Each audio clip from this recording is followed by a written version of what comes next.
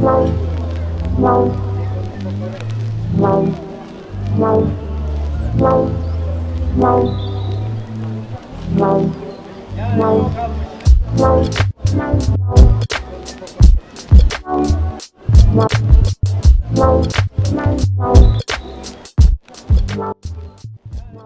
Yves Foulon.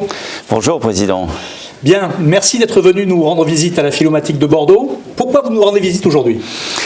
Pour plein de raisons. D'abord, la région Nouvelle-Aquitaine, l'ensemble des conseils régionaux de France, ce sont des institutions qui doivent accompagner la formation.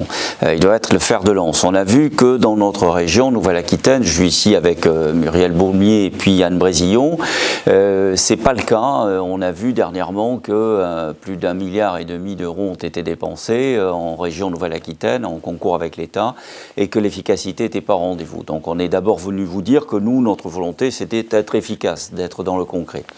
Et on a voulu illustrer un déplacement dans le cadre de la formation avec vous, la Philomatique, tellement elle est emblématique de cet environnement qui est, pour répondre à votre question, essentiel à notre pays.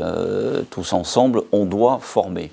Et quand j'ai procédé à la visite avec vous des ateliers, j'ai retenu 2 mots qui sont absolument essentiels et qui doivent être les mots de tous les jours et de tout le temps et traverser l'ensemble des époques, c'est transmettre et apprendre, ou apprendre et transmettre, peu importe dans quel sens on le fait. Et la Philomatique incarne cette volonté. Très bien, merci. Vous savez qu'ici, nous formons beaucoup à la reconversion professionnelle, donc nous formons des adultes à la reconversion professionnelle sur les métiers d'art et d'artisanat d'art, la formation professionnelle ou la formation tout au long de la vie. Qu'est-ce que vous pourriez y apporter demain concrètement ?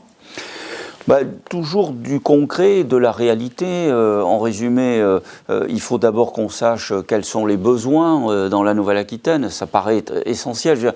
L'État, lui, est en charge d'un grand périmètre, 550 000 km², c'est la France entière. Mais nous, on a un apport qu'on doit identifier sur la base d'un territoire. Donc d'abord, identifier quels sont les besoins de ce territoire apparaît une nécessité, et c'est une philosophie qui nous anime. Pour être efficace, il faut d'abord savoir quels sont les besoins dans ce territoire.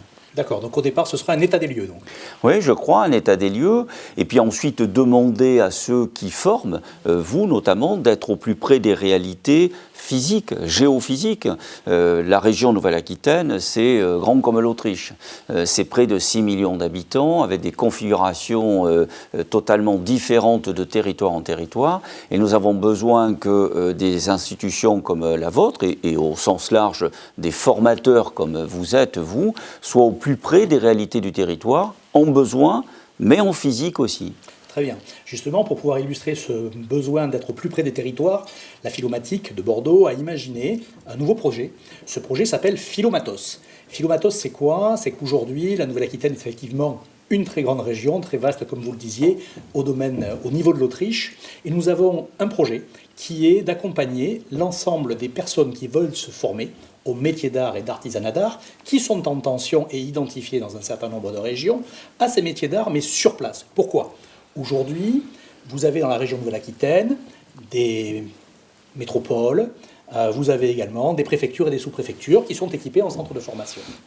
Une personne qui habite dans un village, aujourd'hui, a besoin de se former, que fait-il ? Dans le meilleur des cas, ou le pire, je ne sais pas, selon comment on se positionne, il va faire 30, 35, 40 km aller-retour tous les jours pour pouvoir aller se former.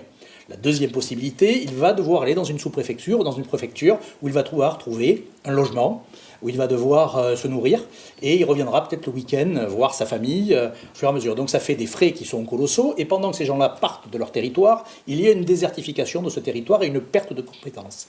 Notre idée à la Philomatique, dans ce projet Philomatos, c'est quoi ? C'est de pouvoir créer des unités de formation mobile dans lesquelles nous embarquons des savoirs, du matériel, du numérique, des formateurs de qualité, puisque nos formateurs sont des meilleurs ouvriers de France ou des compagnons, et nous les amenons dans les territoires, au quotidien, ou au mois, ou au trimestre, en fonction de la date, enfin de la période de formation nécessaire, afin qu'ils transmettent de la formation au plus près des territoires, pour que ces territoires puissent gagner en compétences, que les artisans qui sont sur place puissent trouver des jeunes ou des moins jeunes demain, des personnes en reconversion qui vont les accompagner. Est-ce que ce projet est un projet qui pourrait recevoir un écho favorable de la région Aquitaine? Nous avons répondu d'ailleurs à un appel d'offres en ce sens-là. On attend encore les résultats, on ne sait pas ce qu'il va en être, mais toujours est-il que est-ce que vous pensez que c'est une bonne philosophie d'aller au plus près des territoires plutôt que de faire venir les territoires dans des métropoles aujourd'hui?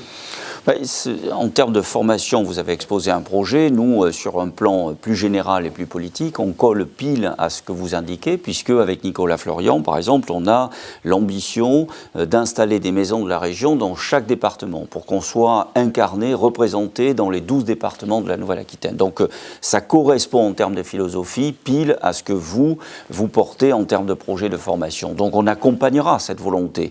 Comment faut-il l'accompagner? En résumé, de deux façons. Il faut vous aider, vous, les formateurs, vous accompagner financièrement, vous donner les moyens d'exercer votre compétence, surtout qu'elle est très grande, j'ai pu le constater, vous avez une ambition tout à fait extraordinaire de vouloir être dans une notion d'excellence, de transmettre, de faire apprendre, et donc de créer de la richesse, de l'activité, de l'économie. C'est le rôle de la région d'accompagner ceux qui ont cette ambition que vous avez. Mais il faut aussi accompagner les formés et les futurs formés par nature, parce que autant vous serez les meilleurs si on vous en donne les moyens, autant vous aurez toutes les difficultés du monde à être reconnus par ceux qui s'adresseraient à vous pour ensuite, au-delà de la formation, avoir un emploi, un métier et donc créer de l'activité, de la richesse et de l'économie. Comment faut-il les aider? De quoi a besoin quelqu'un qui est en formation? C'est par nature de pouvoir se déplacer. La région Nouvelle-Aquitaine a une compétence majeure en matière de déplacement. De notre point de vue, elle ne le fait pas suffisamment bien, mais on veut amplifier ce volet de déplacement, de transport, autant avec la voiture qu'avec le chemin de fer et donc avec les bus, etc. Donc c'est notre rôle.